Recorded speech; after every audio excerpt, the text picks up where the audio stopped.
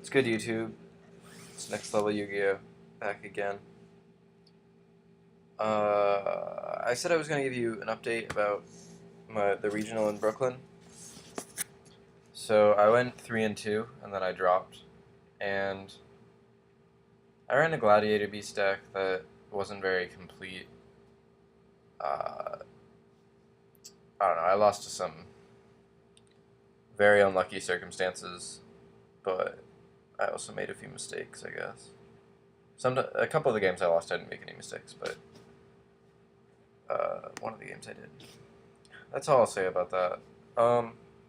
Because what I really wanted to talk about this video is, I think, pretty much the reason I wanted to make this channel. And I already know what this video is going to be called. It's going to be called The Next Level, because that's what this is about. Through my experiences at this regional and Toronto, and just seeing other people play for a while now, I realize that I still have a ways to go. And I'm going to talk about just some of the skills in Yu-Gi-Oh! A little bit. Like, it's hard for me because I scrubbed this regional, and before that last format, I topped, both the regionals I entered, and then also nationals. And then, so I don't know, I thought I was doing pretty well, and I don't want to be like a one format wonder. So I'm trying to figure out what it's going to take for me to reclaim the dominance that I had in that format in this one. And in doing that, I've just been thinking a lot about trying to get better, and also just Yu-Gi-Oh! As a whole. In preparing for Philadelphia, I want to try and get better and hopefully top that, because I think at my current level, I'd have to get pretty lucky to top.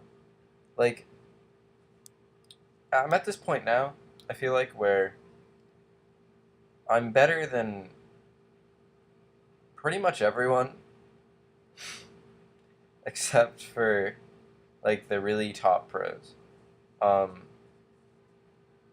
And by really top pros, I'm talking about, like, Dale, Lazaro, a bunch of people from Cardmasters are really good. A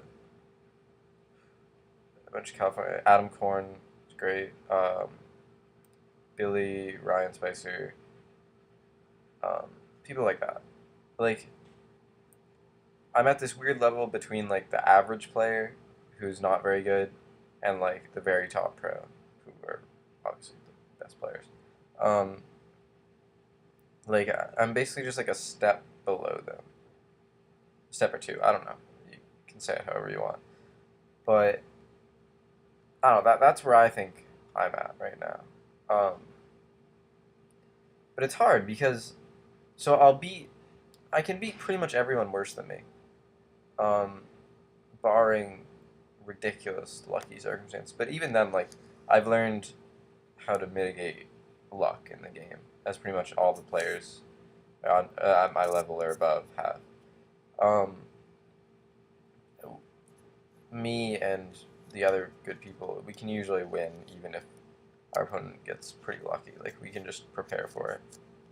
I mean, there's sometimes you can't do anything, but anyway. Yeah, like, the biggest difference that I see is just, like, at Toronto, I was playing very stupidly. I think there were a few times during the day where I would go for a setup like Titanial and like 2 Dandelion tokens, turn 1 or something like that, and a part of this is adapting to the new format, because last format that would have been fine. It would have been aggressive, maybe not the best play, but it could easily be the best play. Like, it's not bad at all. But now you're leaving them with Dark Hole, and if they Dark Hole you there, you're down a card on the first turn, which is like just a bad position to put yourself in. Like, the whole thing about being good at Yu-Gi-Oh! Is just you can't leave you can never let your opponent take advantage on you. Like, you're constantly trying to play around their big cards. Like, you never really want to put yourself in a position where you're going to get 2-for-1 Dark Hold, you never, or Mirror Forest, or Torrential Tribute, or Heavy Storm, although that's banned now. Like, and every time, or Icarus attack, you don't want them to, like, plus off the Icarus, or just, really, you don't want them to plus ever. um, and that can be hard. I mean, it's probably not going to work out that way. And it's okay sometimes if they get the Dark Hole plus, if then you're going to gain a lot of advantage next turn. Like, sometimes it doesn't matter if they have the plus, because they're already going to lose. And you have to set up for them not to get the plus. Like, I remember at the beginning of last format, Raikou, like, I ran a deck with Raikous, and you wanted to be really careful about flipping your Raikou if they have a set back row, if you're going to target their back row, because if you have a back row, because what they can do then is just chain their MST or Dust Tornado, and then your Raikou's not gained advantage at all, and it's probably going to sorry. And it's probably going to lose advantage in battle. So, whereas you could just be plussing off the Raikou in that situation. So the better play there is not flip it at all.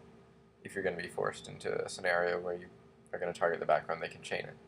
And so first turn, I would set Raikou maybe, but I wouldn't necessarily set a back row, because I didn't want to be forced into a position next turn where I'd either have to leave the Raikou set or I'd have to flip it into the back row. But that's all really situational. It depends a lot on the rest of your hand too. But things like that are the kind of things I'm talking about. The other huge thing is Effect Veiler.